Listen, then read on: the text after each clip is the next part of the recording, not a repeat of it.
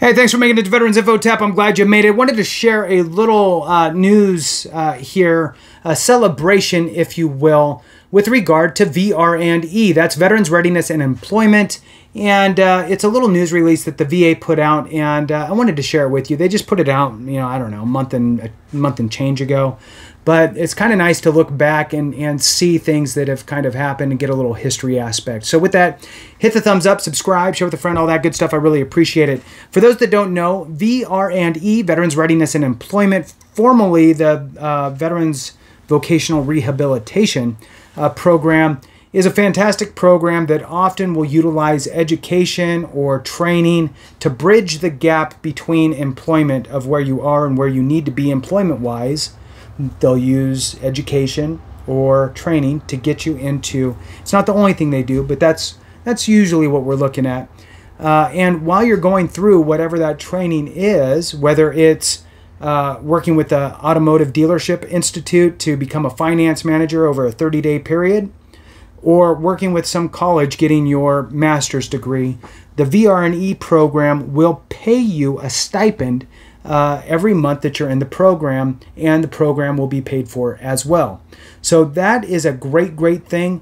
From a minimum standpoint for full-time, you're looking at about, I don't know, a little over $1,000 stipend. It's actually called a subsistence allowance. And if you have any post 9/11 GI Bill remaining, the VR&E program will mirror your VR&E allowance up to about $3,250, $3,250 per month while you're going through whatever program they deem is necessary for you.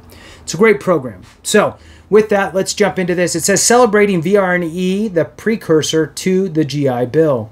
In 1917, when the United States first ended World War I, Congress expanded and created new benefits for veterans, including the creation of disability compensation, insurance, and vocational rehabilitation. The Veterans Readiness and Employment, formerly known as Vocational Rehabilitation and Employment program, dates to the signing of the Soldiers Act of 1918 by President Woodrow Wilson.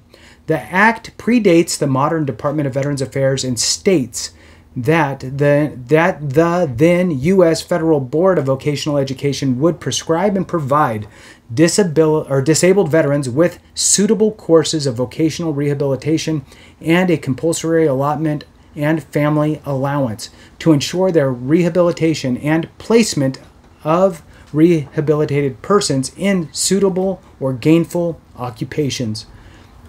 That's a good mission, and it continues on today. The program was consolidated into the Veterans Bureau in 1921, which brought the existing federal veterans programs under the same agency. The agency went on to become the Veterans Administration in 1930. And then the Department of Veterans Affairs when it was elevated to cabinet status in 1988. Not that long ago. That is wild. I mean, look, I get it. I was 14 then, but wow, it doesn't seem like it was that recent, coming from me, so whatever. So 1988, right, is when the Veterans Affairs was elevated to a cabinet status. Since the 1918 Act was originally crafted to apply only to veterans of World War I, with the breakout of World War II, a new law was passed to expand eligibility in 1943.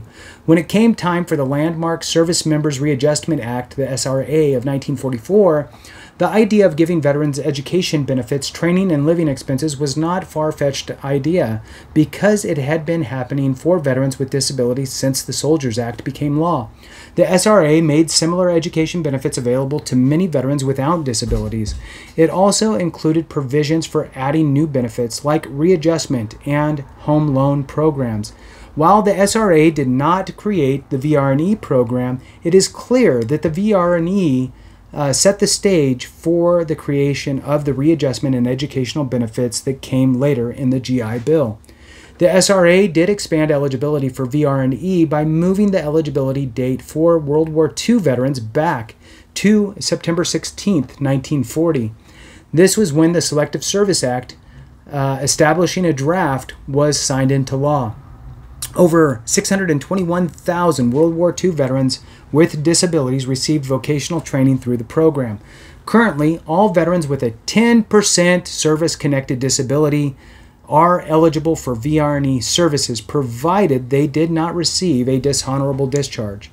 In 2020, to increase awareness and understanding of the program, Vocational Rehabilitation and Employment was renamed Veteran Readiness and Employment. And the new name highlights the career and employment mission and helps to differentiate it from VA's education benefits. And I will tell you this. So that concludes the history press release thing. VR&E, Veterans Readiness and Employment, does not state education in their name or their mission, right? It's not really part, it's part of it, but it's a subpart, right? So the reason why I mention this is that if you are interested in obtaining benefits through Veterans Readiness and Employment, what you don't want to do is go in there and tell the counselor, yeah, I'm here because I want to go to school and I want to get my master's, or I want to go to the Automotive Dealership Institute and become a finance manager. You don't really want to say it that way. You don't want to tell them what educational aspects you need. You kind of almost need to play their game a little bit and let them walk you into it. Now, there's going to be, if you apply for it, so first, you have to have a 10% or greater rating. Your rating, your service-connected conditions need to be a focus on why you can't continue to do the job that you've done or the job that you have. You can't continue due to your service-connected conditions for whatever reason. And then you're going to take some assessment tests that will basically give the counselor a view into your likes and dislikes and your aptitude, what you're kind of good at, what you like, what you don't like, all that stuff kind of wound up together. And then the counselor will meet with you and have a discussion about where you are and where you want to go and kind of what's going on with your service-connected conditions and your goals and all that stuff. And really, it's, I'd really like to get into a job that,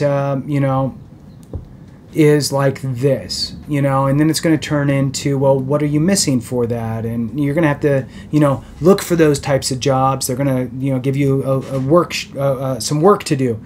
Look for those types of jobs, see what you're missing in order to get that type of a job, and then we can kind of build a bridge to fill those gaps so you can get that type of a job. So, if you really like cars and you like automotive and you like numbers, well, hey, a finance manager job is great for you. If you want to be a manager of whatever and you need to have some HR department, you want to be a manager of some HR department, maybe you need to get a master's degree in HR management, right? So whatever the pieces that you're missing, the counselor is supposed to help you identify what you're missing and then help you fill that void so you can find that job. So with that, just wanted to share a little history, talk a little bit about the VR&E program. I'll talk more about it as the days go by, but just wanted to bring it kind of back into your awareness a little bit and give you that little piece of history. Thanks so much for watching. I appreciate you. Have a great one, and remember, if we don't take care of each other, something went wrong.